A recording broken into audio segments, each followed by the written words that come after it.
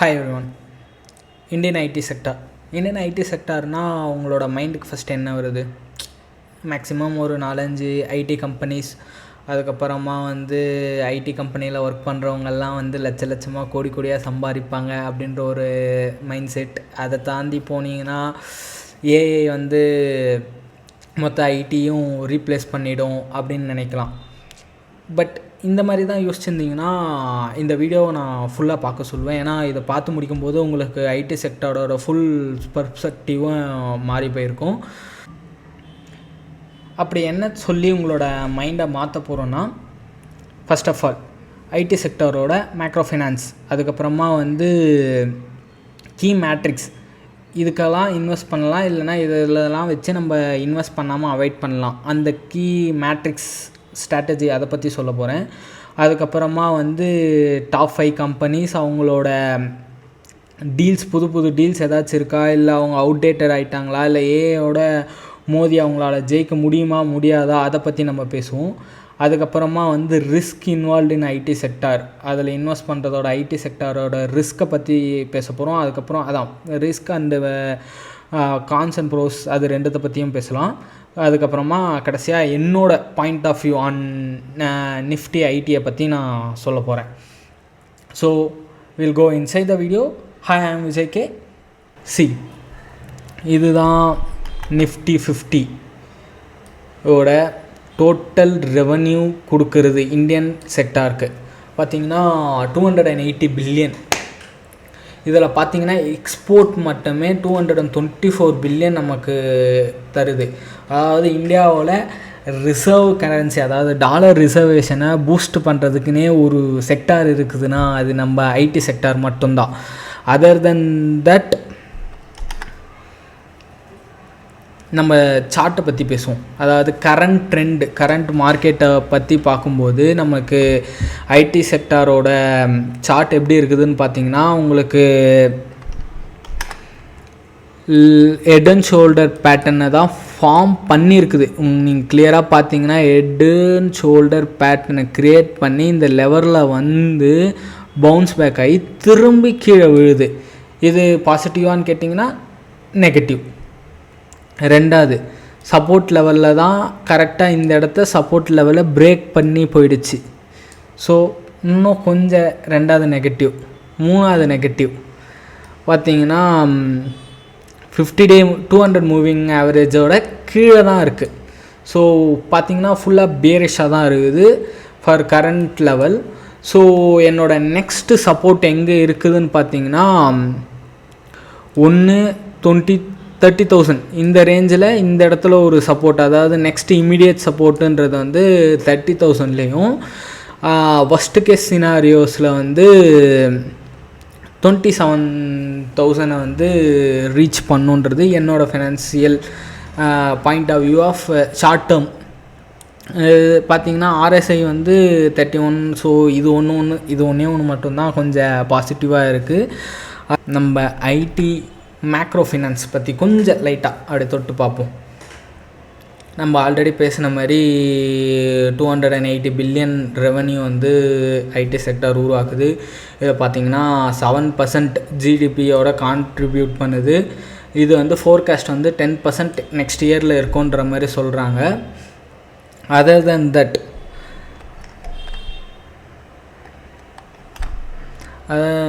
நம்ம break downs பார்ப்போம்.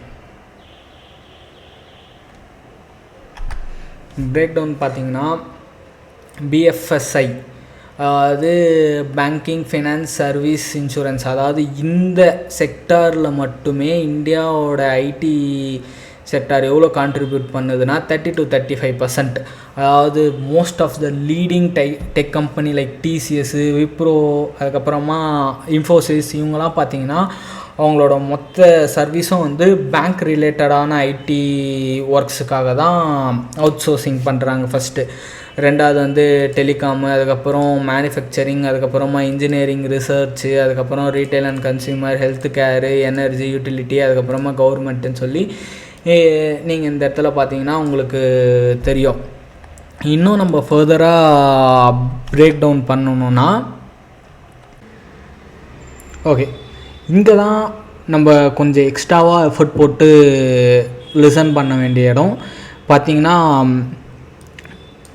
40% வந்து அப்ளிகேஷன் மெயின்டெனன்ஸில் வருது. ஏஐயால் புதுசாக ஒரு கோடை எழுத முடியும், அதுக்கப்புறமா வந்து டெப்ளாய் பண்ண முடியும், எல்லாமே பண்ண முடியும். ஆனால் ஒரு அப்ளிகேஷனை மெயின்டெனன்ஸ் பண்ண முடியாது. ஃபர்ஸ்ட் ஆஃப் ஆல் ஏஐயால் ஏன் மெயின்டெனன்ஸ் பண்ண முடியாதுன்னு சொல்கிறேன்னா, ஏஐக்கு வந்து அலுசினேஷன்ட்டு ஒரு வீக்னஸ் இருக்குது. அதுவாக ஏதாச்சும் ஒன்று யோசிச்சு அதுவாக ஏதாச்சும் பண்ணி தொலைச்சிடும். நம்ம வந்து ஒரு ஃபுல்லாக ராவும் பகலமாக எழுதின கோடை எடுத்துன்னு போய் ஏஐ கிட்ட கொடுத்தா அதுவாக ஏதாச்சும் யோசிச்சு அதுவாக ஏதாச்சும் பண்ணி வச்சிடும். ஸோ மெயின்டெனன்ஸ் ஏஐயால் ரீப்ளேஸ் பண்ண முடியாது. அதுக்கப்புறமா அதர் இண்டஸ்ட்ரி வந்து 60% வருதுனாலுமே நமக்கு பேங்கிங் செக்டார் பார்த்திங்கன்னு வச்சிங்களேன் 35% வருது. 35% பேங்க்னாவே செக்யூரிட்டி. ஏஐயில் வந்து one of the biggest weakness வந்து செக்யூர்டாக இருக்காது. ஒரு ஏஐ வச்சு உன்னால் அப்ளிகேஷன் செய்ய முடியும், ஆனால் அந்த அப்ளிகேஷன் எந்த அளவுக்கு செக்யூராக இருக்குதுன்றதை வந்து உன்னால் சொல்ல முடியாது. ஏன்னா ஈஸியாக அட்டாக் பண்ண முடியும். அதுவும் இல்லாமல் நான் ஃபார் எக்ஸாம்பிள் நான் ஒரு பேங்க் கம்பெனி வச்சுன்னு இருக்கிறேன்ப்பா. என்னோடய ஓவரால் அசட் மேனேஜ்மெண்ட் வந்து லைக் ட்ரில்லியன்ஸில் இருக்குதுன்னு வச்சுக்கிங்களேன். நான் ஜேபி மார்கன் அந்த மாதிரி ஒரு பெரிய பேங்க் வச்சுன்னு இருக்கிறேன். இப்போ என்னால் ஒரு ஐடி கம்பெனியை உருவாக்க முடியுமானா முடியும், என்னால் உருவாக்க முடியும். ஏன்னா நான் தான் எப்படி பார்த்தாலும் ஐடி கம்பெனிக்கு லோன் கொடுத்து அவங்களுக்கு காசு கொடுத்து ஒரு அப்ளிகேஷன் செய்ய சொல்ல போகிறேன்னா அதே நான் பண்ணியிருக்கலாமே. ஏன் இவங்க இத்தனை நாள் பண்ணலை? ஏஐக்கு முன்னாடியே அவங்க பண்ணலாமே. ஒரு பெஞ்ச் ஆஃப் பீப்புளை ஹையர் பண்ணி அவங்களே சாஃப்ட்வேர் உருவாக்கிக்கலாமே. பேங்கிங் அப்படி ஒர்க் ஆகிறது இல்லை. பேங்கிங்கில் வந்து நிறைய லீகல் இஷ்யூஸ் வரும். ஃபார் எக்ஸாம்பிள் வந்து ஏதாச்சும் ஒரு செக் வந்து பவுன்ஸ் ஆகிடுச்சோ, இல்லை செக்கில் ஏதாச்சும் ஃப்ராட் இருந்துச்சு, அதனால் இவங்க ப்ராசஸ் பண்ணிட்டாங்க, அப்படி இப்படி பண்ணிட்டாங்கன்னா அவங்களுக்கு மேலே 1008 ரெகுலேட்டிவ்ஸ் இருப்பாங்க. அவங்களாம் வந்து கொஷின் பண்ணுவாங்க, நீ எப்படி இது ப்ராசஸ் பண்ண, அப்படி பண்ண, இது பண்ணுன்ட்டு. அப்போ அவங்க வந்து இவங்களோட மொத்த இப்போ ஐடி இது வந்து யாருக்காச்சும் கொடுத்துட்டாங்கன்னா அவங்க லையபிலிட்டி எடுத்துப்பாங்க. ஃபார் எக்ஸாம்பிள் வந்து டிசிஎஸ்க்கு நான் வந்து ஒரு பிரான்ச் ஆஃப் அப்ளிகேஷன் கொடுத்துட்டேன்னா இவங்க வந்து கேட்குறாங்கன்னா லைக் செபி ஏதாச்சும் வந்து கேட்குறாங்கன்னா எங்கள் எண்டில் எந்த ப்ராப்ளமும் இல்லை, நாங்கள் இவங்களுக்கு கொடுத்தோம், இவங்க தான் வந்து அதை தப்பு பண்ணிட்டாங்கன்ட்டு இங்கே லீகல் இஷ்யூஸை வந்து ஓரளவுக்கு இவங்களால் எஸ்கேப் ஆக முடியும். அதுவும் இல்லாமல் இவங்களுக்கு வந்து இவங்களே அப்ளிகேஷனை மெயின்டைன் பண்ணாங்கன்னா இவங்களுக்கு கொஞ்சம் ஒர்க் லோடும் அதிகமாகும். அந்த நேரத்தில் வந்து இவங்க இதுக்கு டைம் ஸ்பெண்ட் பண்ணலாம். புது கஸ்டமர் அக்விசிஷன் இல்லைனா இவங்க பாண்ட் ஹீல் எப்படி விற்கிறது அந்த இதுவில் வந்து அவங்க டைம் ஸ்பெண்ட் பண்ணலாம். ரேதர் தென் அவங்களோட அப்ளிகேஷன் அவங்களே வச்சு க்ரியேட் பண்ணி அதில் வந்து ஏதாச்சும் ப்ராப்ளம் வந்துச்சுன்னா அதுக்கு லீகல் இஷ்யூஸ் போய் இது பண்ணுறதுக்கு அந்த மாதிரி ஏகப்பட்ட விஷயங்கள் இருக்குது. அதர் தென் டைப் சர்வீஸ் பார்த்திங்கன்னா இந்த இடம் தான் நம்ம நோட் பண்ண வேண்டிய விஷயம். இந்தியன் ஐடி செக்டார் வந்து மேக்ஸிமம் 45% நம்ம என்ன சொன்ன மாதிரி மெயின்டெனன்ஸில் தான் வருது. ரெண்டாவது இன்ஃப்ராஸ்ட்ரக்சர், அதுக்கப்புறமா பிபிஎம் அண்டு பிபிஓ, அதுக்கப்புறமா வந்து இவங்க வந்து டிஜிட்டல் ஏஐ க்ளவுட். அதுவும் இப்போ பார்த்திங்கன்னா க்ளவுடுக்காக இந்தியன் கவர்மெண்ட் வந்து நிறைய இன்வெஸ்ட்மெண்ட் பண்ணி நிறைய ஃபாரின் இன்வெஸ்டர்ஸ்லாம் வந்து கூட்டின்னு வந்து எங்களோட க்ளவுடு இதில் நீங்கள் உங்களோட அப்ளிகேஷனை ஹோஸ்ட் பண்ணிங்கன்னா 2030 வரைக்கும் சம்திங் அது வரைக்கும் வந்து நாங்கள் டேக்ஸ் வாங்க மாட்டோம், அது இதுன்ட்டு அவங்க கொஞ்சம் எக்ஸ்ட்ராவாக வந்து ஸ்கீம்ஸ்லாம் ரிலீஸ் பண்ணியிருக்கிறாங்க. இது நான் ஏன் முக்கியம்னு சொல்கிறேன்னா, ஃபார் எக்ஸாம்பிள் வந்து நம்ம சின்ன சின்ன கம்பெனிஸ் இல்லைனா பெரிய பெரிய கம்பெனிஸ் வந்து அவங்களோட ஹோஸ்டிங்கை வந்து எய்தர் க்ளவுடு இல்லை அஜூரு இல்லைனா வந்து ஏடபிள்யூஎஸ் அந்த மாதிரி இதுவில் வந்து காசு கொடுத்து இது பண்ணும்போது அவங்க டாலர் டிபெண்ட் பண்ணுற மாதிரி இருக்கும். ஐஎன்ஆர் ஃபால் ஆகும்போது டாலர் வந்து இன்க்ரீஸ் ஆகும்போது இவங்களுக்கு ஆப்ரேஷனல் மார்ஜின் வந்து இந்த இடத்துல வந்து ஸ்லைட்டாக இன்க்ரீஸ் ஆகும். ஸோ நம்ம இந்தியன் கவர்மெண்ட் வந்து இப்போ க்ளவுட் இன்ஃப்ராஸ்ட்ரக்சரை பை டிஃபால்ட் இந்தியாவுக்குள்ளே கொண்டு வரும்போது ஆப்ரேஷனல் மார்ஜின் வந்து இந்த இடத்துல கட் ஆகும். இது ஒரு நமக்கு கீ அட்வான்டேஜஸ். அதுக்கப்புறமா வந்து பார்த்திங்கன்னா இன்ஃப்ராஸ்ட்ரக்சர் ஏஐ வந்து நம்ம சொல்கிறத தான் செய்யும். ஆனால் வந்து நம்ம சொல்கிறதுக்கு வந்து ஓகே இந்த அப்ளிகேஷன்னா இந்த ஃப்ரேம் ஒர்க்கில் யூஸ் பண்ணால் தான் வந்து கரெக்டாக இருக்கும். அதுக்கப்புறமா ஒரு அப்ளிகேஷனை வந்து ஃபார் எக்ஸாம்பிள் வந்து ஒரு மோனோலித்திக் ஆர்கிடெக்சர் அப்ளிகேஷனை ஒருத்தங்க க்ரியேட் பண்ணிட்டாங்க, அதை மெயின்டெனன்ஸ் பண்ண கொடுக்குறாங்க, ஏஐ கிட்ட கொடுத்தாங்கன்னா ஏஐ வந்து ரிப்பீட்டடாக அதிலேயே வந்து ஏதாச்சும் சேஞ்சஸ் பண்ணி இது பண்ணிக்கிட்டே தான் இருக்குமே தவிர, ஒரு டிக் ஃபார்ம் லைக் டிசிஎஸ் வந்து ஓகே இதில் வந்து நிறைய லோடு வருது, அப்போ நம்ம வந்து இதை மைக்ரோ சர்வீஸாக மாற்றணும் அப்படி இப்படின்னு மாற்றும்போது அதுதான் நம்ம இந்தியன் ஐடி செக்டார் இந்த இன்ஃப்ராஸ்ட்ரக்சர் ரிலேட்டடாக இது பண்ணுறது. அதுக்கப்புறமா பிபிஎம்ன்றது வந்து business operational management, business processing management. அது பிபிஎம்ன்றது எக்ஸாக்டாக நம்ம சொல்லணும்னா ஜோகோ சொல்லலாம், ஜோகோ சிஆர்எம். அதுக்கப்புறமா வந்து இஆர்பி, அது இதெல்லாம் வந்து இப்போ ஜோகோட இஆர்பி வந்து இன்பில்ட் ஏஐ வச்சு நேட்டிவ் ஏஐ என்று ப்ரொமோட் பண்ணுறாங்க. இந்த இடத்துல மைக்ரோ ஃபினான்ஸ் பற்றி இன்னும் சொல்லணும்னு வச்சுக்கிங்களேன், 10% ஜிடிபி கான்ட்ரிபியூஷன் நம்ம ஐடி செக்டார் தான் வந்துருக்குது. ஸோ இந்தியன் கவர்மெண்ட்டே வந்து லைக் ஏதாச்சும் ஐடி கம்பெனி வந்து ஸ்ட்ரகிள் பண்ணுச்சுன்னா இந்தியன் கவர்மெண்ட்டே நேரடியாக தலையிட்டு அவங்க கொஞ்சம் எக்ஸ்ட்ராவாக இது காசு கடன் இல்லாமல் காசு கொடுக்கறது அந்த மாதிரி பண்ணி இந்தியன் கவர்மெண்ட் வந்து இந்த இந்தியன் ஐடி செக்டாரை பேக்கப் பண்ணுவாங்க. ஏன் சொல்கிறேன்னா, இந்தியாவில் ஒர்க் பண்ணுறதுல 5 மில்லியன் பீப்புள்ஸ் வந்து டேரெக்டாக ஐடியில் ஒர்க் பண்ணுறாங்க. ஒரு வருஷத்துக்கும் ஐடி இன்ஜினியர் வந்து 1.5 மில்லியனுக்கு வந்து கிராஜுவேட் ஆகி வெளில வராங்க. அதுவும் வந்து வேர்ல்டு என்ன ஃபோர்காஸ்ட் பண்ணியிருக்குதுன்னா, இந்தியாவில் வந்து கிட்டத்தட்ட 2 மில்லியன்ஸ் ஆஃப் யங்ஸ்டர்ஸ் வந்து வேர்ல்டு லெவலில் இருக்கிற ஒரு அறிவாளியான மக்களுக்கு ஈக்குவலாக இருக்கிறன்ற மாதிரி சொல்கிறாங்க. அதுவும் இல்லாமல் இது 2030 வந்து 5 மில்லியன் பீப்புள்ஸாக மாறும்ன்ட்டு ப்ரெடிக்ஷன் கொடுத்துருக்குறாங்க. இவங்களெல்லாம் பேக்கப் பண்ணணுன்னா ஐடி இண்டஸ்ட்ரி கொஞ்சம் ஸ்ட்ராங்காக இருக்கணும். So government will always support IT sector.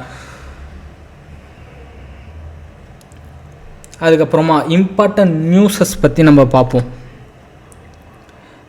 ஆக்சுவலாக ஆல்ரெடி பேசின மாதிரி 12% நமக்கு வந்து இயர் ஆன் இயர் இன்க்ரீஸ் ஆகிருக்குது ஐடி செக்டாரில். ரெண்டாவது, புது டீல் வர்றது வந்து 74% ஆஃப் த புது டீல் வந்து ஏஐ ரிலேட்டடாக இந்தியன் ஐடி செக்டாருக்காக வந்திருக்குது, விச் இஸ் மேசிவ்.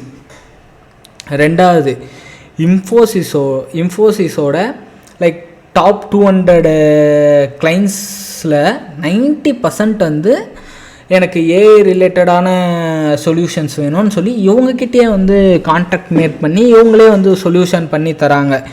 இது பெரிய விஷயமானா ஆமாம், பெரிய விஷயம். ரெண்டாவது, இதுதான் வந்து ஒரு turning point. Anthropic partners with Infosys. அதாவது ஆண்ட்ரோபிக்ன்றது வந்து ஒரு மிகப்பெரிய கம்பெனி.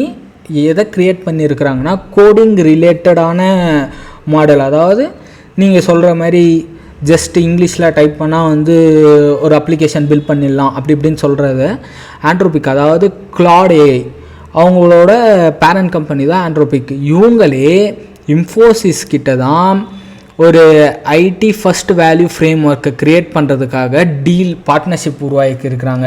இதை நான் இன்னும் சிம்பிளிஃபை சொல்லணுன்னா, லைக் அமெரிக்கன் ஜெயிண்ட்டான கம்பெனிஸ் லைக் மைக்ரோசாஃப்ட்டுக்கு அவங்களோட ஓன் ஃப்ரேம் ஒர்க் இருக்குது, அது பேர் வந்து .NET. அதே மாதிரி கூகுளுக்கு ஆங்குலர் இருக்குது. அதே மாதிரி ஃபேஸ்புக் வந்து பூட்ஸ்ட்ராப் அதை வந்து ரிலீஸ் பண்ணாங்க. அந்த மாதிரி இந்தியன் கம்பெனியும் அவங்க ரிலேட்டடாக ஒரு ப்ரோக்ராமிங் லாங்குவேஜை க்ரியேட் பண்ணி ரிலீஸ் பண்ண போகிறாங்க.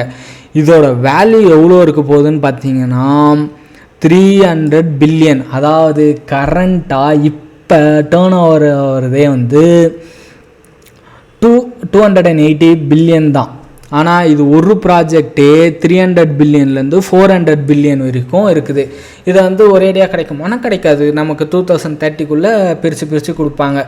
இப்போ பார்த்தீங்கன்னா இன்ஃபோசிஸ் மட்டுமே இந்தியன் ஐடி செக்டாரில் 1/3 கான்ட்ரிபியூட் பண்ணும் இந்த ப்ராஜெக்டை வந்து அவங்க கம்ப்ளீட் பண்ணுறதுக்கு முன்னாடி. இது வந்து இது ஆக்சுவலாக வந்து பார்ட்னர்ஷிப் டீல் போட்டாச்சு. இது ஒர்க் பண்ண ஆரம்பிக்க போகிறாங்க.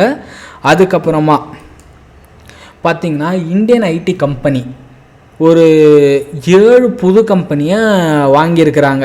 டாப் 5 கம்பெனி 7 கம்பெனியை புதுசாக வாங்கியிருக்கிறாங்க. இது பார்த்திங்கன்னா 2024 வெறும் 5 கம்பெனி தான் வாங்கினாங்க. 2023 2 கம்பெனி தான் வாங்கியிருக்கிறாங்க.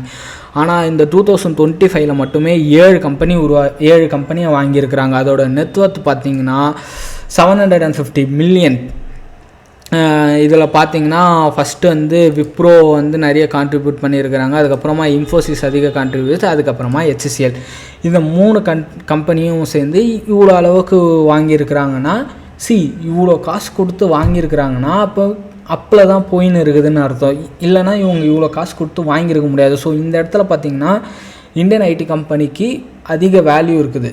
இதில் வந்து இதை தெரிஞ்சுக்கலாம். அதுக்கப்புறமா பார்த்திங்கன்னா 2.3 பில்லியன் ஆன காசை வந்து இன்ஜினியரிங் R&D செக்மெண்ட்டில் இன்வெஸ்ட் பண்ணுறதுக்கு இந்தியாவில் இது பண்ணியிருக்கிறாங்க. இந்த நம்பர் வந்து ரொம்ப ரொம்ப முக்கியம். ஏன்னா கடந்த 3 வருஷம் இல்லாத அளவுக்கு இந்த வருஷத்தில் அதிகமான R&D ரிலேட்டட் ஒர்க்ஸ் வந்து இந்தியாவுக்கு வந்திருக்குது. அதுக்கப்புறமா பார்த்திங்கன்னா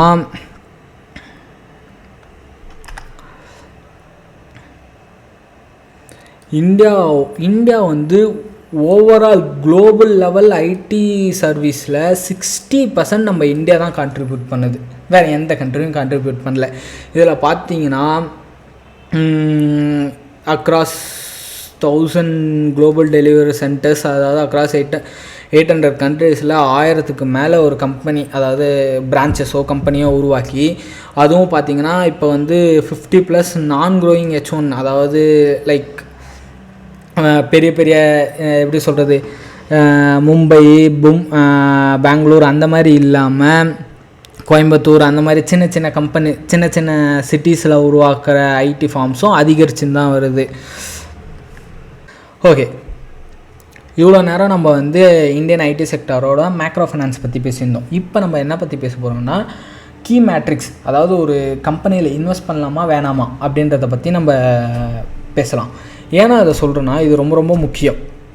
ஏன்னா back in 2000s .com bubble வந்து உருவாச்சு. .com பபுளுன்றது ஒன்றும் கிடையாது. இப்போ என் பேர் Chang.com அப்படின்னு ஒரு கம்பெனியை நான் லிஸ்ட் பண்ணேன்னா, .com இருக்குது, அப்போ இது வந்து பெரிய கம்பெனி ஆகும்னு சொல்லி கண்ணு முடின்னு இன்வெஸ்டர்ஸ் வந்து இன்வெஸ்ட் பண்ணாங்க. சேம் இது இப்போ நடக்குதா? ஆமாம், இப்போயும் நடக்குது. பார்த்திங்கன்னா NVIDIA, அதுக்கப்புறமா செமிகண்டக்டர் ரிலேட்டடுன்னு ஒரு ஸ்டாக் இருந்தாவே கண்ணை முடின்னு வாங்கிடுறாங்க. ஏன்னா AI பபுள் நினச்சிக்கிட்டு வாங்கிடுறாங்க. ஸோ இது பபுளாகி உருவாகி வெடிக்கும்போது அந்த ஃபண்டமெண்டல்ஸ், இந்த கீ மேக்ரோ ஃபைனான்ஸை வந்து ஒழுங்காக பார்க்காம இன்வெஸ்ட் பண்ணவங்களோட காசுலாம் வந்து கண்டிப்பாக வாஷ்ட் அவுட் ஆகும். ஸோ நம்ம ஒரு ஐடி செக்டாரில் இன்வெஸ்ட் பண்ணுறோன்னா அதோட ஒரு கீ ஃபீச்சர்ஸ்லாம் நம்ம செக் பண்ணோம். ஃபார் எக்ஸாம்பிள் வந்து ஏதாச்சும் புதுசாக டீல் உருவாக்குறாங்களா, இல்லை பழைய டீல்லே ஏதாச்சும் உட்காந்துன்னு இருக்கிறாங்களான்னு பார்க்கணும். அதுக்கப்புறமா அதோட வேல்யூ இன்க்ரீஸ் ஆகுதான்னு பார்க்கணும். நிறைய டீல், சின்ன டீல் பிடிக்கிறது முக்கியம் கிடையாது, அதோட வேல்யூ தான் ரொம்ப ரொம்ப முக்கியம். அதனால் இந்த வேல்யூ அதிகமாக இருக்குதா அப்படின்ற மாதிரி பார்க்கணும். பார்த்திங்கன்னா TCS வந்து 7 to 9 பில்லியன் வந்து டார்கெட் பண்ணியிருக்கிறாங்க. இது நான் கொஞ்சம் கம்மியாக தான் இருக்குது பார்த்திங்கன்னா வேல்யூ பேஸ் பண்ணி. ஸோ இது ஒரு கன்சர்னானா இது TCSக்கு இது ஒரு பெரிய கன்சர்ன் கிடையாது. ரெண்டாவது, ரெவன்யூ க்ரோத். ஐடி செக்டரில் ரெவன்யூ வந்து இன்க்ரீஸ் ஆகிக்கிட்டே இருக்குதா, இல்லைனா ரெவன்யூ அடி வாங்குதா, அந்த இது ரெண்டாவது பார்க்கணும். மூணாவது, EBITDA மார்ஜின், ஆப்ரேஷனல் மார்ஜின். பார்த்திங்கன்னா ஐடி செக்டருன்றது வந்து லைட் வெயிட் இல்லைனா லைட் இண்டஸ்ட்ரின்னு அப்படின்னு சொல்லலாம். ஏன் பார்த்திங்கன்னா நீங்களும் ஒரு ஐடி கம்பெனி ஆரம்பிக்கலாம், நானும் ஒரு ஐடி கம்பெனி ஆரம்பிக்கலாம். மேக்ஸிமம் ஒரு லேப்டாப் அந்த மாதிரி இருந்தாவே போதும், நம்ம ஐடி கம்பெனி ஆரம்பிச்சிடலாம். ஆனால் அதர் தென் தட் ஐடி செக்டரை தவிர வேறு ஏதாச்சும் இது எடுத்திங்கன்னா அதுக்கு மேனுஃபேக்சரிங் யூனிட் போடணும், இல்லைனா சேல்ஸ்மேன்ஸ் நிறைய இது ஒரு ப்ராடக்ட்டை பில்ட் பண்ணணும், அந்த ப்ராடக்ட்டுக்கு R&D பண்ணணும், அதுக்கப்புறம் நிறைய நம்ம சொல்லிக்கிட்டே போகலாம். அதனால் அந்த இடத்துலலாம் வந்து ஆப்ரேஷன் மார்ஜின் வந்து ரொம்ப அதிகமாக தேவைப்படும். ஆனால் ஐடி செக்டருக்கு அது ரொம்ப கம்மின்றதுனால மினிமம் 20 to 26% வந்து EBITDA ரேஜை வச்சுன்னு இருக்கணும். பார்த்திங்கன்னா நம்ம TCS பார்த்திங்கன்னா 27 கிட்ட நோவும் இருக்குது. எக்ஸாக்டாக சொல்ல போனோம், TCS பார்த்திங்கன்னா 27, இப்போ ரீசெண்டாக 27% இருக்குது. இது வந்து அதுக்கப்புறம் பார்த்திங்கன்னா அட்ரிஷன் ரேட். இது பார்த்திங்கன்னா உங்களுக்கு சிம்பிள். ஃபார் எக்ஸாம்பிள் வந்து இது வந்து எந்த அளவுக்கு இன்க்ரீஸ் ஆகாமல் இருக்குதோ அந்தளவுக்கு நல்லது. ஏன் பார்த்திங்கன்னா இது வந்து லைக் ஹெட் கவுண்ட், அதாவது நிறைய பேர் வேலைக்கு எடுத்துட்டாங்கன்னா, இல்லைனா அவங்களுக்கு செலவு அதிகமாகச்சுன்னா, இது செலவு கணக்கு மாதிரி, செலவு கணக்கு அதிகமாகச்சுனாவே ஆட்டோமேட்டிக்காக இபிட்டா குறைஞ்சிடும். ஏன்னா வந்து ஒரு கம்பெனி இதே உலகமே ஒர்க் பண்ணிட்டு, ஃபார் எக்ஸாம்பிள் வந்து ஒரு கம்பெனி வந்து பிஎஸ்எஃப்எஸ் அதில் மட்டுமே அவங்க ஒர்க் ஃபுல்லாக பண்ணிகிட்டு இருந்தாங்கன்னா, அந்த மார்க்கெட் ஏதாச்சும் டிஸ்டர்ப்ட் ஆயிடுச்சுன்னா இவங்களும் அடி வாங்க ஆரம்பிச்சிருவாங்க. ஃபார் எக்ஸாம்பிள் வந்து ஹெல்த் கேருக்கு மட்டுமே ஒரு கம்பெனி வந்து ஃபுல்லாக ஹெல்த் கேர் ப்ராடக்ட் மட்டுமே பண்ணிகிட்டு இருக்கிறாங்கன்ற அவங்களுக்கு ஹெல்த் கேரில் வந்து ஒரு டவுன் வந்துச்சுன்னா இவங்க அடி வாங்கிடுவாங்க. ஃபார் எக்ஸாம்பிள் கரெக்டான எக்ஸாம்பிள் நம்ம சொல்லணும்னா ஆட்டோமொபைல்ஸ்க்கு மட்டுமே ஒரு கம்பெனி வந்து, நான் ஒரு ஐடி கம்பெனி வச்சுருக்கிறேன், என் கம்பெனி வந்து ஃபுல் சொல்யூஷன் வந்து ஆட்டோமொபைல்ஸ் ரிலேட்டடான சாஃப்ட்வேர் தருதுன்ற பட்சத்தில் ஆட்டோமொபைல்ஸ் அடி வாங்கிச்சுன்னா, ஆட்டோமொபைல் செக்டார் அடி வாங்கிச்சுன்னா, ஐடி செக்டாரில் என்னோடய கம்பெனி ஒரு ஆட்டோமொபைல்ஸ்க்கு மட்டுமே ப்ரொவைட் பண்ணியிருந்துச்சுன்னா என்னோடய கம்பெனியும் அடி வாங்குவோம். அதனால் இவங்க ஓவராலாக க்ளவுட்லேயும் ஒர்க் பண்ணி தராங்க, சைபர் செக்யூரிட்டிலையும் ஒர்க் பண்ணி தராங்க, அப்புறமா லெகசி கோட் அப்ளிகேஷன் மெயின்டெனன்ஸ்லேயும் இவங்க இருக்கிறாங்க, டேட்டா அனலிட்டிக்ஸ்லேயும் இருக்கிறாங்க. எல்லாத்துலேயும் வந்து ஈக்குவலாக அவங்களோட சர்வீஸை டிவைட் பண்ணி வச்சுருந்தாங்கன்னா இது ஒரு நல்ல கம்பெனி, நல்ல இண்டிகேஷன். அதுக்கப்புறமா டாப் கம்பெனியோட காசு, அதாவது இப்போ வந்து ஆக்சுவலாக இது ஒரு நல்ல எக்ஸாம்பிள் சொல்லணுன்னா, நம்ம இந்தியன் கம்பெனி ஒரு கம்பெனி வந்து அவங்களோட 80% ரெவன்யூ வந்து ஒரே ஒரு கம்பெனியை மட்டுமே சார்ந்து இருந்துச்சு. திடீர்னு என்னாச்சுன்னா அந்த கம்பெனி வந்து பேங்க் அப்ரூட் ஆயிடுச்சு. ஸோ இவங்களுக்கு 80% ஆஃப் த ரெவன்யூ வந்து அட் அ டைமில் வாஷ்ட் அவுட் ஆயிடுச்சு. ஏன்னா அது பேங்க் கரப்ட் ஆயிடுச்சு, அவங்களால காசு தர முடியாது. இவங்க வந்து இவங்களோட மொத்த சர்வீஸும் ஒரே ஒரு கம்பெனி கொடுத்துருந்தாங்க. ஸோ இவங்களும் பேங்க் கரப்ட் ஆகிட்டாங்க. அதனால் இவங்களோட டாப் கம்பெனிஸ், அதாவது டாப் கிளைண்ட்ஸ் வந்து அவங்களோட 20-30% ரெவன்யூவை எக்ஸீட் ஆகக்கூடாது. ஓகேங்களா? இது வந்து ரொம்ப ரொம்ப முக்கியமாக கவனிக்க வேண்டிய விஷயம். ரெண்டாவது முக்கியமான விஷயம் head count and utility. For example வந்து ஒரு கம்பெனி வந்து பயங்கரமாக ஃபயர் பண்ணிக்கிட்டே இருக்குது, எல்லாரையும் ஃபயர் பண்ணியான பார்த்தோன்னா அவங்க மேலேயே கான்ஃபிடென்ட் இல்லைன்னு தான் சொல்லணும். அந்த மாதிரி கான்ஃபிடென்ட் இல்லாத கம்பெனியில் வந்து அவங்களுக்கு டிமாண்ட் இல்லைன்னு சொல்லலாம், இல்லைனா ப்ராப்பராக ரிசோர்ஸை மெயின்டைன் பண்ணல அப்படின்னு சொல்லலாம். அதனால் எந்த கம்பெனியில் வந்து அவங்களோட ஹெட் கவுண்ட்டை வந்து மோராலஸ் ஈக்குவலாகவே வச்சுன்னு இருக்கிறாங்களோ அந்தந்த கம்பெனிலாம் குட் கம்பெனி. ஃபார் எக்ஸாம்பிள் டிசிஎஸில் வந்து அவ்வளோ சீக்கிரமாக ஃபயர் பண்ணிட மாட்டாங்க. இப்போ தான் ரீசெண்டாக நிறைய பேரை ஃபயர் பண்ணாங்க. அது ஃபயர் பண்ணதுக்கு காரணமும் என்னென்னா, இந்த ஏஐனால் ஃபயர் பண்ணல.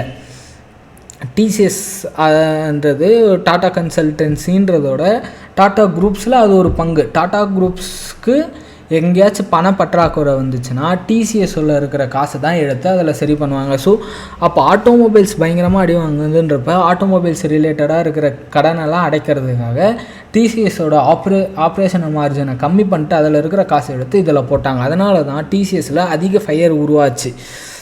அதெல்லாம் வந்து இவங்க எப்படி சொல்லிட்டாங்கன்னா ஏஐனாலன்னு சொல்லி பேச்சை மாற்றி விட்டாங்க. அதுக்கப்புறமா ஆக்சுவலாக சொன்ன மாதிரி ஐடி கம்பெனின்றப்ப அவங்க நிறைய டிவிடெண்ட்ஸ் தரணும், அதுக்கப்புறமா ஃப்ரீ கேஷ் ஃப்ளோ அதிகமாக வச்சுன்னு இருக்கணும். ஏன்னா அவங்களுக்கு செலவே அதிகமாக இல்லைன்றப்ப அவங்க ப்ராஃபிட்டை இவங்க ஃப்ரீ கேஷ் ஃப்ளோவாக வச்சுன்னு இருக்கணும். அதுவும் இல்லாமல் ரெண்டாவது முக்கியமான விஷயம், இவங்க ஃப்ரீ கேஷ் ஃப்ளோவாக வச்சுருந்தா தான் புதுசாக ஒரு R&D பண்ணி இவங்க புது டெக்னாலஜி ஈஸியாக அடாப்ட் பண்ணிக்க முடியும். அதனால் ஐடி கம்பெனியோட ஃப்ரீ கேஷ் ஃப்ளோவும் டிவிடெண்ட்டும் அதிகமாக இருக்கணும். மூணாவது, ஏன்டா விஜய் எல்லா ஐடி கம்பெனியும் உலகத்தில் இருக்கிற எல்லா ஐடி கம்பெனியும் இதே ஃபாலோ பண்ணால் அவங்களாம் சக்சீட் ஆகிடலாமே, ஏன் நம்ம இந்தியன் செக்டார் மட்டும் இவ்வளோ சக்ஸஸாக இருக்குது அப்படின்னு சொல்லும்போது இந்த முக்கியமான பாயிண்ட்ஸ்லாம் மிச்ச கண்ட்ரியில் இல்லை. அதனால தான் இந்தியன் கம்பெனி கொஞ்சம் அதிகமாக பெர்ஃபார்ம் பண்ணுது. அதில் முக்கியமாக சொல்லணுன்னா காஸ்ட் எப்ரைசார்ஜ். இது பார்த்திங்கன்னா other countries like Singapore, America, Europe அங்கோட 30-50% நம்மளுக்கு காஸ்ட் சேவிங் அதிகமாக இருக்குது. ஏன்னா இந்தியன் கவர்மெண்ட்டே ஐடி கம்பெனிஸுக்கு நிறைய ஸ்கீமாஸ் வச்சு அவங்க காசு டேக்ஸஸ்லாம் கம்மி பண்ணி அட்ராக்டிவாக வச்சுக்கிறாங்க குளோபல் இன்வெஸ்டர்ஸை இந்தியன் ஐடி கம்பெனியில் இன்வெஸ்ட் பண்ணுறதுக்காக. ஃபர்ஸ்ட் ஆஃப் ஆல் அது. ரெண்டாவது வந்து ஆக்சுவலாக நம்ம இன்னும் சொன்ன மாதிரி இந்தியாவில் ஒரு வருஷத்துக்கும் 1.5 பில்லியன் ஆஃப் என்ஜினியர்ஸ் உருவாக்கப்படுறாங்க. அது பார்த்திங்கன்னா கரண்ட் செக்டாரில் பார்த்திங்கன்னா 5.4 மில்லியன் ஒர்க்கர்ஸ் இருக்காங்க. இதில் 2 மில்லியன்ஸ் ஆர் டிஜிட்டலி ஸ்கில்டு. குளோபலாக கம்பேர் பண்ணும்போது இதை வந்து எந்த அளவுக்கு ப்ரெடிக்ட் பண்ணுறாங்கன்னா 4 to 5 பில்லியன் பீப்புள்ஸ் 2030 ஒரு ஹைலி ஸ்கில்டு லேபர்ஸாக இருப்பாங்க அப்படின்னு சொல்லி குளோபல் கேபிட்டல் சென்டர், அதாவது GCCS, அவங்க வந்து ப்ரெடிக்ஷன் மேற்கொண்டு இருக்கிறாங்க. ரெண்டாவது இந்தியன் ஐடி கம்பெனி அவங்களோட ஆக்சுவலாக முன்ன நம்ம பேசின மாதிரி இந்தியன் ஐடி கம்பெனிஸ் வந்து ஏஐ பார்த்து பயந்து ஒதுங்கலை. ஏஐ வந்து அடாப்ட் பண்ண ஆரம்பிச்சிட்டாங்க. எல்லா ப்ராஜெக்ட்லேயும் ஏஐ வந்து இன்டகிரேட் பண்ணி தரேன்னு சொல்லி அவங்களோட டாப் கிளைண்ட்ஸ் கிட்ட காசை வாங்கி இன்டகிரேட் பண்ணி தராங்க. ஸோ இது ஒரு மிகப்பெரிய ஒரு ப்ளஸ் பாயிண்ட். மிச்சம் எல்லா கண்ட்ரீஸில் இருக்கிற ஐடி எல்லாமே புதுசாக இனோவேட் பண்ணணும்னு ஃபோக்கஸ் பண்ணும்போது இந்தியா வந்து ஈஸி அண்ட் எஃபிஷியன்ட் வேயில் இருக்கிற ஏஐ இன்டகிரேட் பண்ணி அவங்களோட கிளைண்ட்டை ஃபுல் சாட்டிஸ்ஃபேக்ஷனில் வச்சுருக்கிறாங்க. ரெண்டாவது ஐஎன்ஆர் டிப்ரிசியேஷன் பார்த்திங்கன்னா இவங்களுக்கு ரெவன்யூ ஃபுல்லாக யூரோஸ்லேயோ இல்லை யூஎஸ்டிலேயோ வரும். அதே போல் ஐஎன்ஆர் வருஷம் ஃபால் ஆகுது, யூஎஸ்டி அதனால் இன்க்ரீஸ் ஆகுது. அதனால் இவங்களுக்கு ரெவன்யூ வந்து ரொம்ப அதிகமாக தான் இருக்கும். போதாகரைக்கு இவங்க அதிகபட்சம் வந்து ஒரு சில க்ளவுடு அதெல்லாம் தான் வந்து இம்போர்ட் பண்ணுவாங்க. அந்த க்ளவுடெலாம் கூட பார்த்திங்கன்னா இந்தியாவில் செட்டப் பண்ணி வைக்கிறன்ற பட்சத்தில் இவங்களுக்கு ஃபுல்லாக ப்ராஃபிட் அதிகமாகிறதுக்கான சான்சஸ் மட்டும்தான் இருக்குது. எதனாலனா இந்த ஐஎன்ஆர் டிப்ரிசியேஷன்னால். இது ஒரு மிகப்பெரிய key plus point to our Indian market. இதை பார்த்திங்கன்னா இது இந்தியா மட்டும்தான் பண்ணுதானா? இல்லை, சைனா கூட அவங்களோட காசை வந்து ஃபுல்லாக எந்தளவுக்கு வந்து அடிமட்ட விலைக்கு அவங்களே காசு கம்மி பண்ணிவிட்டு குளோபல் லெவலில் அவங்கள வந்து ஒரு எஃபிஷியன்ட் சீப் மார்க்கெட்டாக ப்ரொஜெக்ட் பண்ணாங்களோ அதே மாதிரி இது வந்து இந்தியன் மார்க்கெட்டுக்கு ஹெல்ப் பண்ணும். ஆனால் இங்கே ஏன் அப்படியே பார்த்திங்கன்னா ஏன் இது இந்தியாவோட எல்லா காசையும் ஐஎன்ஆர் நம்மளே ஃப்ரீயாக ஃபால் பண்ண வச்சுட்டு எல்லாத்தையும் எல்லா ஐடி செக்டாரையும் நம்ம வாங்கலாம்னா இந்தியா ஒரு ட்ரேட் டெஃபிஷியன்ட் கண்ட்ரி. ஸோ எந்த அளவுக்கு ரொம்ப ஐஎன்ஆர் ஃபால் ஆச்சுனாலும் அதுவுமே நமக்கு ப்ராப்ளம். ஸோ இது பேலன்ஸ் லெவலில் இருந்து நமக்கு ஒரு ஆடட் ப்ளஸ் பாயிண்ட் தான். இதுதான் வந்து கீ மேட்ரிக்ஸ். நம்ம இந்தியன் ஐடி செக்டாரில் இன்வெஸ்ட் பண்ணலாமா வேணாமா அப்படின்னு சொல்லி.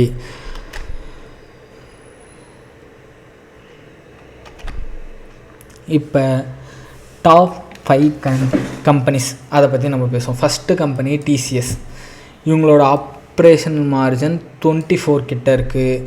எவ்வளோ பேர் எம்ப்ளாயீஸ் ஒர்க் பண்ணுறாங்கன்னா 600K சம் எம்ப்ளாயீஸ் ஒர்க் பண்ணுறாங்க. குவார்ட்டர்லி இவங்க வந்து 7 to 9 பார்த்திங்கன்னா இது கொஞ்சம் அதிகம் தான். ஏன்னா நான் ஆக்சுவலாக மேலே மென்ஷன் பண்ண மாதிரி அதுக்கப்புறமா இவங்களோட இது வந்து 13 தான் இருக்குது. இது எந்த அளவுக்கு கம்மியாக இருக்குதோ அந்தளவுக்கு ஆடட் அட்வான்டேஜஸ். இவங்களோட ரெவன்யூ க்ரோத்தும் 3% இருக்குது. It is decent. இவங்க சர்வீஸ் பார்த்திங்கன்னா 30% நான் ஆக்சுவலாக சொன்ன மாதிரி பேங்கிங் சர்வீஸுக்கு. அதுக்கப்புறமா இவங்களோட இதுவும் ஓரளவுக்கு எல்லாமே டைவர்சிஃபையாக தான் இருக்குது. ஸோ இதுலேயும் செக் ஆகிடுச்சு. அதுக்கப்புறமா இவங்களோட ஜேபி மார்கன்ஸ் பேங்க்கு, இதுவும் பேங்க்கு, இதெல்லாம் சூப்பர்வைசர் பார்த்திங்கன்னா டைவர்சிஃபையாக இருக்குது நமக்கு. அதனால் இதுவும் பிரச்சனை இல்லை. ஏன்னா நிறைய 4-5 கம்பெனிக்கு இது சர்வீஸ் கொடுக்குறாங்க. அதே மாதிரி நம்ம நெக்ஸ்ட்டு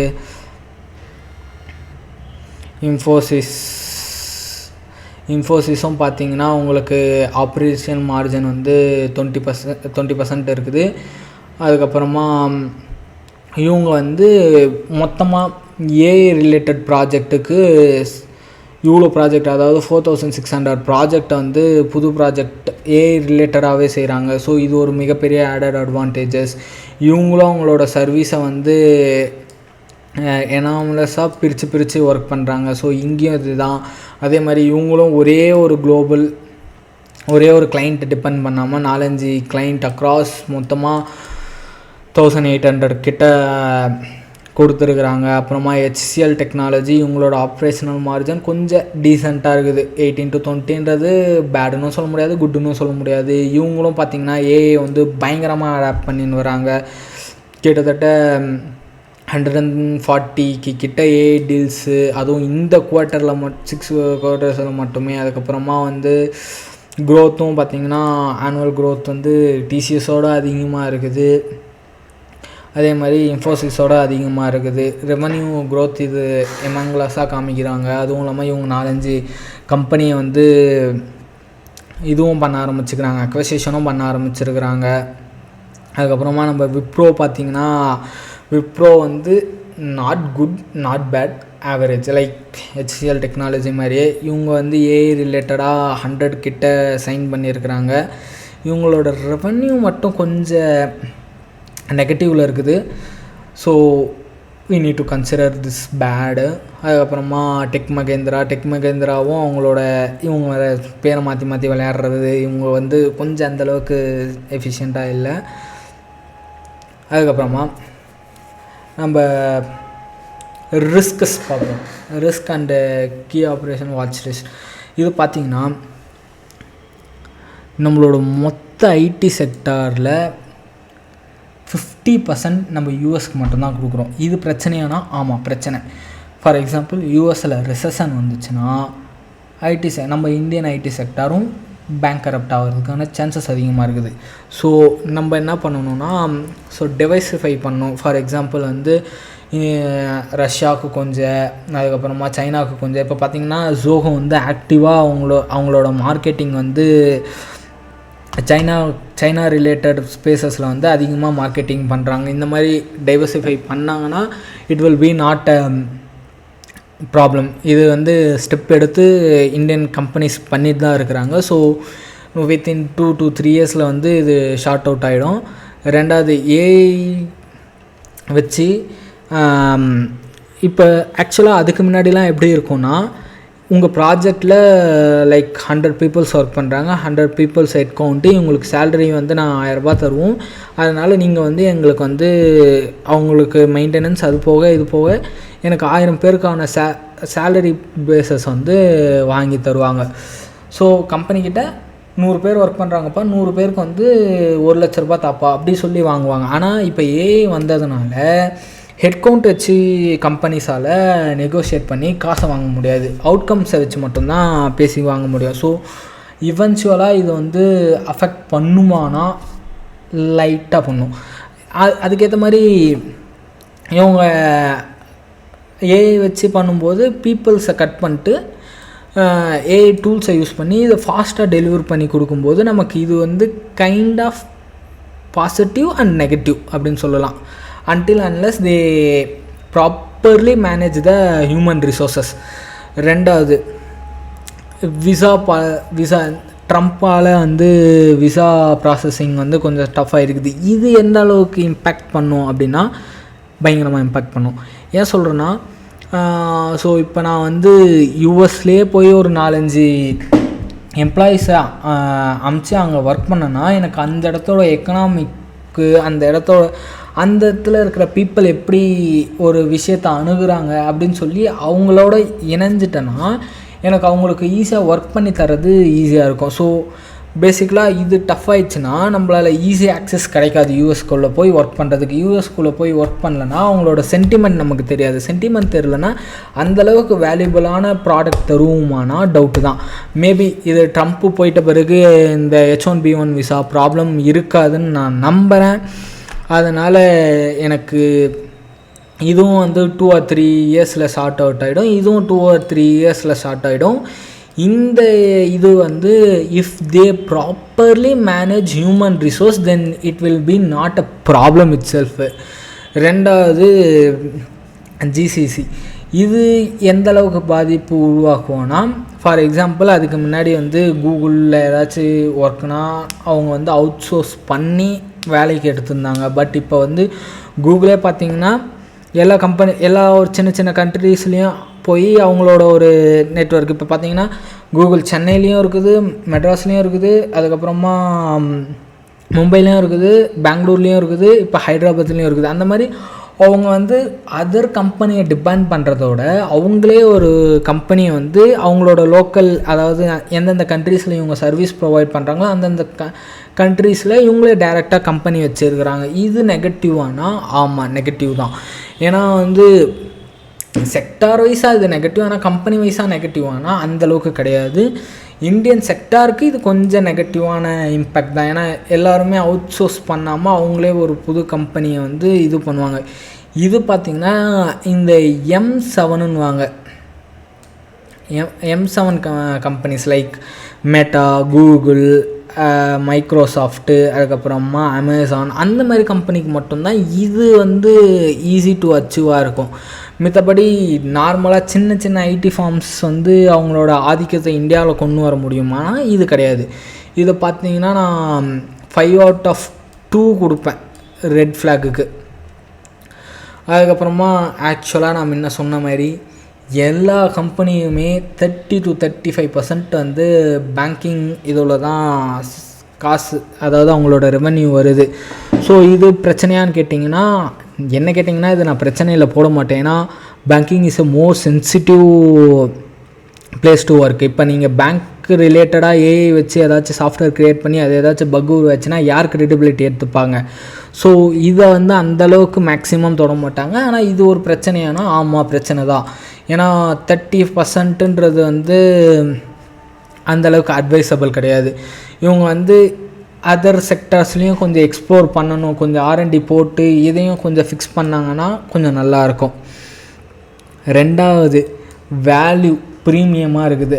நிஃப்டி 50யோட 20% வந்து ப்ரீமியமாக தான் இருக்குது நிஃப்டி 80. இது பார்த்திங்கன்னா இது காமனாக எப்போவுமே இருக்கிற ப்ராப்ளம். இது வந்து மோஸ்ட்டாக எதனாலனா ஃபோமோவால் உருவாக்கப்படுது, fear of missing out. IT sector வந்து எப்பவுமே ரேலி ஆச்சுன்னா செம்ம ஃபாஸ்ட்டாக ரேலி ஆகும். ஸோ இந்த ஃபோமோவால் எப்போவுமே நம்ம ஐடி செக்டார் வந்து 20% ப்ரீமியமாக தான் நிஃப்டி 50ல் இருக்கும். ஸோ நிஃப்டி 50 கிராஷ் ஆச்சுன்னா ஐடி இண்டெக்ஸ் அதோட ஃபாஸ்ட்டாக கிராஷ் ஆகும், வாலட்டிலிட்டி அதிகமாக இருக்கும். இதை பேர் பண்ணுறவங்க கண்டிப்பாக இன்வெஸ்ட் பண்ணலாம். ரெண்டாவது, கீ ஆப்பர்ச்சுனிட்டிஸ். நான் ஆல்ரெடி சொன்ன மாதிரி எல்லா கம்பெனிஸும் வந்து பொதுவாக ஏஐ ரிலேட்டடான டீல்ஸ் ப்ராஜெக்ட் மட்டும்தான் எடுக்கிறாங்க. பார்த்திங்கன்னா நம்ம புது கான்ட்ராக்டில் 70%, நான் ஆக்சுவலாக முன்ன சொன்ன மாதிரி அதே தான். பார்த்திங்கன்னா ஒரே ஒரு கம்பெனி வந்து ஆண்ட்ரோபிக்கோட டீலப் பண்ணி 300 to 400 பில்லியன் ரீச் அவுட் கொடுக்க போகிறாங்க 2030க்குள்ளே. ஒரே ஒரு கம்பெனி மட்டுமே எடுத்துன்னு வரப்போகுது. அது இல்லாமல் இயர் ஆன் இயர் க்ரோத்துமே 4 பில்லியனை தொடுவோம் அப்படின்னு சொல்லலாம். ரெண்டாவது, இந்தியாவில் லாஸ்ட் இன்ட்ரெஸ்ட் ரேட் அதனால் ஸ்லோவான எல்லா அதர் செக்டர் கம்பெனிஸும் இப்போ பேக் டு நார்மல் வந்துருக்குறாங்க. ஏன்னா ட்ரம்ப்புமே வந்து யூஎஸ் ரேட் கட் பற்றி அதிகமாக பேசினே இருக்கிறாரு. அதனால் ஸோ அதெல்லாம் இது பண்ணாங்கன்னா நமக்கு ரெவென்யூ வந்து அதிகமாக ஆகிறதுக்கு, ரெக்கவர் ஆகிறதுக்கான பாசிபிலிட்டிஸ் அதிகமாக இருக்குது. ரெண்டாவது, க்ளவுடு. ஆக்சுவலாக முன்ன பேசின மாதிரி க்ளவுடு, இந்தியன் கவர்மெண்ட் வந்து க்ளவுட் பேஸ்ட் இன்ஃப்ராஸ்ட்ரக்சர் உருவாகிறதுக்காக நிறைய ஸ்கீம்ஸ் கொடுத்து, நிறைய சப்சிடி கொடுத்து, நிறைய ஒர்க் பண்ணின்னு இருக்கிறாங்க. ஸோ இது வந்து ஒரு பெரிய இம்பேக்ட் கொடுக்கும். ஆக்சுவலாக எல்லோரும் க்ளவுடை வந்து ஐஎன்ஆர்லேயே வாங்குவாங்க. இது வரைக்கும் எப்படி வாங்கியிருந்தாங்கன்னா டாலரில் வாங்கியிருந்தாங்க. ஸோ ஐஎன்ஆர் டிப்ரிஷியேட் ஆகும்போது அவங்களுக்கு ஆப்ரேஷன் மார்ஜின் இன்க்ரீஸ் ஆகிருந்துச்சு. ஸோ சப்போஸ் இவங்க க்ளவுடு இங்கே கொண்டு வந்துட்டாங்கன்னா ஆப்ரேஷன் மார்ஜின் ஸ்டாண்டர்டாக இருக்கும். ஸோ அதில் எந்த ப்ராப்ளமும் வராது. ரெண்டாவது, டியூ டு ஏஐ நிறைய ஃப்ராட்ஸ் நடக்குது. ஸோ அதை ரிசால்வ் பண்ணுறதுக்காக எல்லா பேங்கிங் சர்வீஸும் பிளாக் செயின் யூஸ் பண்ண ஆரம்பிப்பாங்க. பிளாக் செயின் யூஸ் பண்ணுறதுக்கு அவங்க நம்மளை மாதிரி ஐடி கம்பெனிஸ்கிட்ட வந்து உதவி கேட்பாங்க. ஸோ இந்த இடமும் நமக்கு பாசிட்டிவ் தான். ரெண்டாவது, இன்ஜினியரிங் R&D அது பார்த்திங்கன்னா வருஷம் 7% இன்க்ரீஸ் ஆகுது. இது ஒரு மிகப்பெரிய அச்சீவ்மெண்ட். இதில் இன்னும் கொஞ்சம் எக்ஸ்ட்ராவாகவே நம்ம இந்தியன் கவர்மெண்ட்டு காசு போட்டாங்கன்னா கொஞ்சம் நல்லாயிருக்கும். இதெல்லாம் தான் வந்து ரிஸ்க் அண்டு ஆப்பர்ச்சுனிட்டிஸாக நான் பார்க்குறேன்.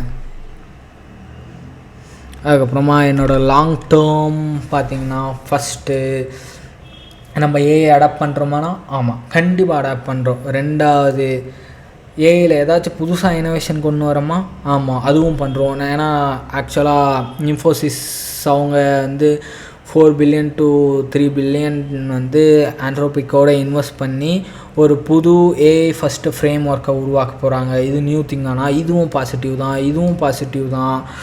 மூணாவது இது பார்த்திங்கன்னா ஏஐனால் ஜாப் கட் உருவாகுமானா டெஃபினெட்லி எஸ். ஏன்னா 5 பேர் செய்கிற வேலையை ஏஐ வச்சு 2 பேர் செய்யலாம். ஸோ இது ஐடி செக்டாருக்கு பார்த்திங்கன்னா ப்ராஃபிட். ஆனால் இந்தியன் எக்கனாமிக்கு பெட்டர் கிடையாது. ஸோ இது கொஞ்சம் நம்ம அவேராக தான் இருக்கணும். இது கொஞ்சம் நெகட்டிவ் தான். ரெண்டாவது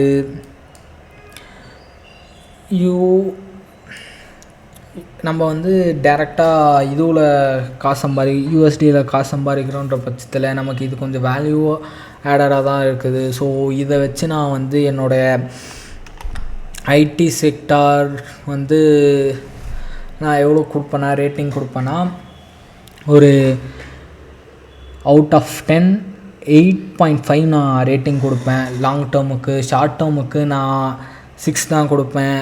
ஏன்னா இவங்க கொஞ்சம் பேரிஷ் மோடில் தான் இருக்கிறாங்க. ஸோ கொஞ்சம் கன்சிடர் பண்ணுங்கள். ஒரே லம்சமாக இன்வெஸ்ட் பண்ணுற ஆளாக இருந்தால் கொஞ்சம் வெயிட் பண்ணுங்கள். நான் சொன்ன மாதிரி 30,000 இன்வெஸ்ட் பண்ணுங்கள். இல்லைனா வெயிட் பண்ணி 27,000 இன்வெஸ்ட் பண்ணுங்கள். ரெண்டாவதாக நான் என்ன சொல்லுவேன்னா இப்போயே இல்லை ப்ரோ நான் எஸ்ஐபினா இப்போ கரெக்டாக ஸ்டார்ட் பண்ணிங்கன்னா உங்களுக்கு டெஃபினட்டாக இந்த ஹையை வந்து 2027 என்ட்ரு ஆகிறதுக்கு முன்னாடி நம்ம பிரேக் பண்ணிவிடுவோம். ஏன்னா என்னோடய பெர்ஸ்பெக்டிவ் 2027 மிட்டில் வந்து 50,000 இண்டெக்ஸ் ப்ளேஸ் ஆகுன்றது என்னோடய prediction. Here that Vijay signing off. Thank you.